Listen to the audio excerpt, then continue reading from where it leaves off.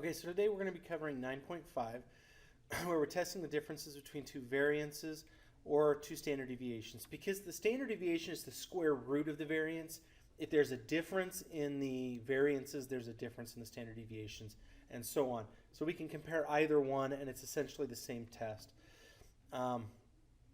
We might be concerned with things like comparing the variance in the cholesterol of men versus women. When we compare variances or standard deviations, we use an F test. Some characteristics of the F distribution or the distribution of the F data. The values of F cannot be negative since variances are always positive, and the distribution is positively skewed. The average value, the mean value on the F distribution is approximately 1, and the F distribution is based on a family of curves, not a single curve. So as the degrees of freedom alter, it becomes more uniform. Okay, so we can see this center bubble moving to the right as we increase the degrees of freedom.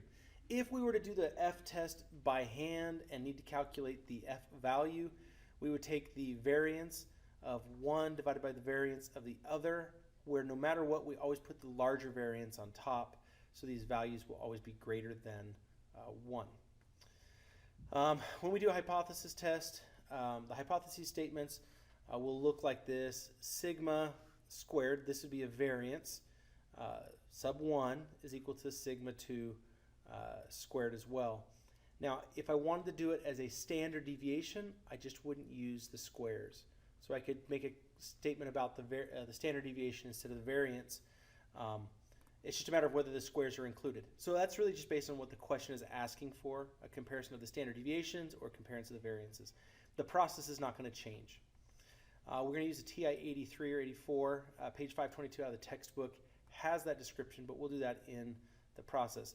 One thing to keep in mind is that the textbook the calculator requires the standard deviation. So if you're given the sample variance, you're going to have to square root that number in order to put it into the calculator. It is test D on our calculator, which we'll look at here in just a second. All right, so an example of how to run these hypothesis tests.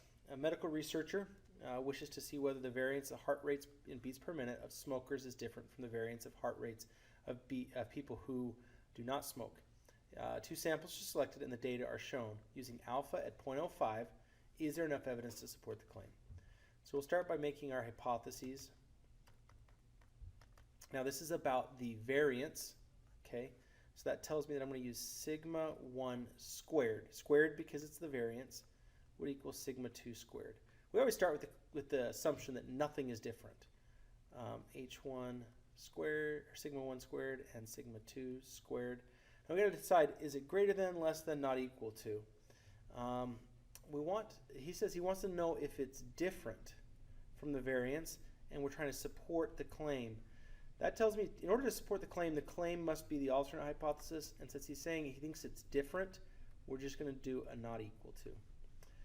We need to run a test in our calculator. It is an F test, so we should have an F value that we would use by hand to calculate off a chart, or we can use the P value from the F test and compare that to alpha at 0.05 to make our determination. So let's grab our calculator and run through that F test.